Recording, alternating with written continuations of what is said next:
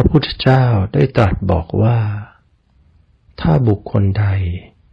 มีความศรัทธาอย่างลงมั่นในพระรัตนตรัยแล้วย่อมไปแต่ทางเจริญไม่ไปอบายหรือทางเสื่อมอย่างแน่นอน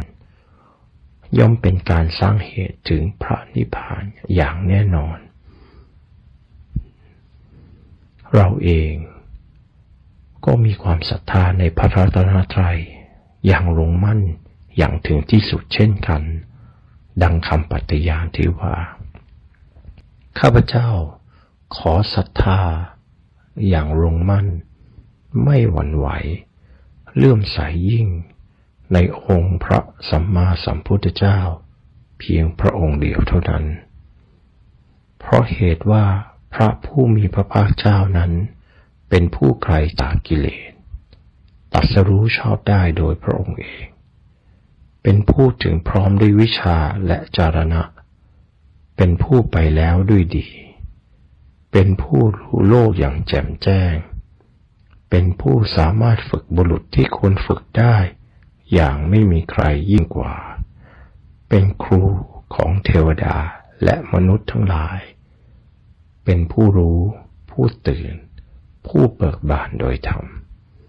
เป็นผู้มีความจำเริญจำแนกธรรมสั่งสอนสัตว์ดังนี้ข้าพเจ้าขอศรัทธาอย่างลงมั่นไม่หวั่นไหวเลื่อมใสยิ่งในองค์พระธรรมคำสั่งสอนของพระสัมมาสัมพุทธเจ้าที่สามารถทำให้ข้าพเจ้ากระทำที่สุดแห่งทุกข์คือพระนิพพานได้เพียงพระองค์เดียวเท่านั้น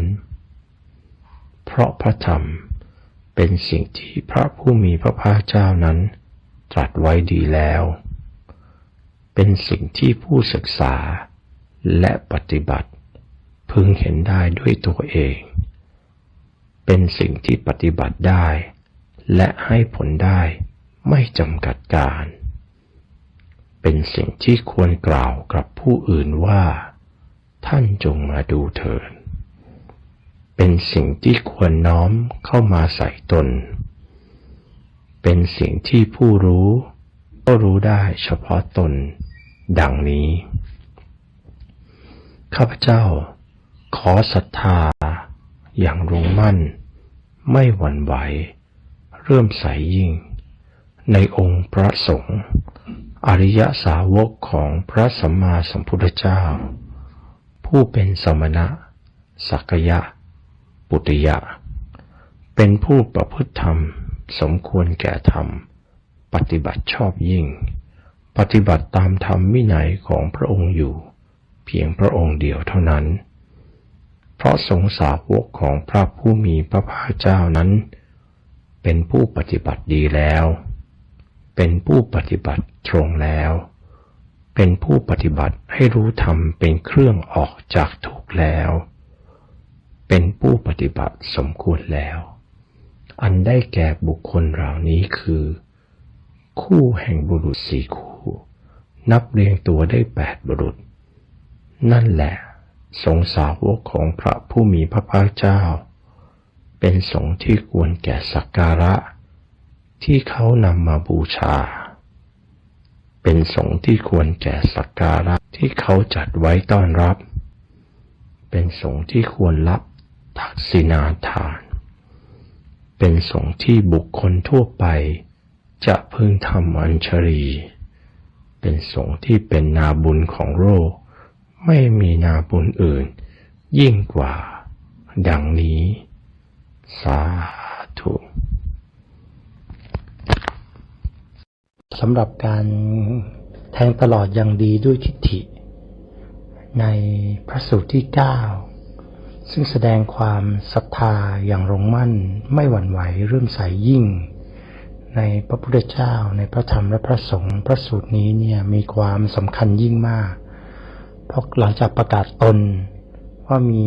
พระพุทธเจ้าพระธรรมพระสงฆ์เป็นสรณะแล้วก็พระสูตรที่9นี้ก็มาขยายความเพิ่มเติมว่าพระพุทธเจ้าเนี่ยท่านมีองค์คุณที่สำคัญมากเพราะว่า ท่านวิจัยเฝ้าคบคิดสังเกตอาการของจิตของขันธ์ห้าจนตรัสรู้ได้โดยพระองค์เองและได้ความเป็นวิชาคือความรู้ว่าสุดท้ายเนี่ยเราคือวิมุตติเราไม่ใช่ขันธ์ห้าวิชาก็ดวงเกิดกับพระองค์คือความรู้ในอริยสัจสี่แล้วแต่พระองค์ก็มีจรณะคือท่านทรงสามารถที่จะรู้วิธีการพาสัตว์ทานังทั้งหมดเนี่ยไปข้ามแดนไปสู่ความเป็นนิพพานหรืออสังขตะได้พระองค์เป็นบุรุษที่สามารถฝึกบุรุษผู้อื่นได้อย่างดีไม่มีใครเก่งกว่าพระองค์พระองค์เป็นครูของเทวดาและมนุษย์มีความจำเริญจำแนกธรรมสั่งสอนสัตว์และที่สำคัญเป็นผู้รู้ผู้ตื่นผู้เบิกบานที่จะพาเราไปได้นี่คือความยิ่งใหญ่ของพระพุทธเจ้าพระธรรมก็เป็นสิ่งที่พระองค์เนี่ยได้ให้สรณะสูงสุดคือที่พึ่งพระองค์ก็ให้พระธรรมเป็นที่พึ่งของพระองค์เช่นกันเพราะฉะนั้นพระธรรมจึงเป็นสิ่งที่พระองค์ได้ไปตรัสรู้ซึ่งพระพุทธเจ้าทุกพระองค์ก็ตรัสรู้ในแนวทางเดิมเดียวกันพระองค์จึงจะบอกกับภิกขุทั้งหลายว่าถ้าหลังจากที่พระองค์ได้ปรินิพพานไปเรียบร้อยแล้วก็ให้ใช้พระธรรมเป็นตัวแทนของพุทธศาสนาเราส่วนคณะสงฆ์เป็นตัวแทนของพระพุทธเจ้าผู้มีคุณสมบัติที่พร้อมที่จะเป็นอริยบุคคลทั้ง8บุรุษเลย4คู่8บุรุษเนี่ยเป็นคณะสงฆ์ที่ปฏิบัติดีปฏิบัติชอบปฏิบัติสมควรเป็นบุคคลที่ควรแก่การบูชาและเป็นนาบุญที่ดีที่สุดแห่งสังสารวัฏแล้วทั้งหมดเนี่ยเป็นการแสดงให้เห็นว่าเราเองควรจะปลูกศรัทธาแล้วก็เคารพนอบน้อมพระองค์แบบชนิดที่เรียกว่าไม่มีคำถามเลยเพราะเมื่อเราสามารถท่องพระสูตรและเข้าใจพระสูตรที่9นี้แล้วอานิสงส์จะเกิดขึ้นมากมายพระองค์บอกว่าบุคคลใดที่มีพระพุทธเจ้าพระธรรมพระสงฆ์เป็นสรณะแล้วบุคคลนั้นก็จะมีบุญกุศลเนี่ยยังมากกว่ารักษาศีล5เป็นทั้ง100 ปีด้วยซ้ำไปศรัทธาในพระองค์เนี่ยเป็นจุดเริ่มต้นของทุกอย่างเลยเช่นบุคคลที่จะต้องการทำให้เหตุสมปรารถนาเกิดขึ้นก็ต้องมีศรัทธาศีลสุตตะจาคะปัญญาบุคคลที่ต้องการที่จะมีอินทรีย์5ที่จะสามารถบรรลุธรรมได้เร็วช้าก็ต้องเริ่มจากศรัทธาวิริยะสติสมาธิปัญญาแม้แต่การจะไปถึงการบรรลุธรรมทั้ง12ขั้นตอนก็เริ่มจากการมีศรัทธาเข้าไปนั่งใกล้เงี่ยโสดลงฟังคุณธรรมของเสขบุคคลคือบุคคลที่ยังกำลังเรียนรู้ศึกษาเพื่อจะเป็นอริยบุคคลจนถึงการเข้าถึงวิมุตติเนี่ย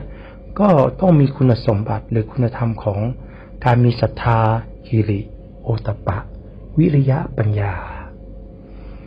พระองค์เน้นมากในเรื่องของศรัทธาเป็นองค์ธรรมแรกที่สำคัญที่สุดที่ศรัทธาจะทำให้เกิดสิ่งที่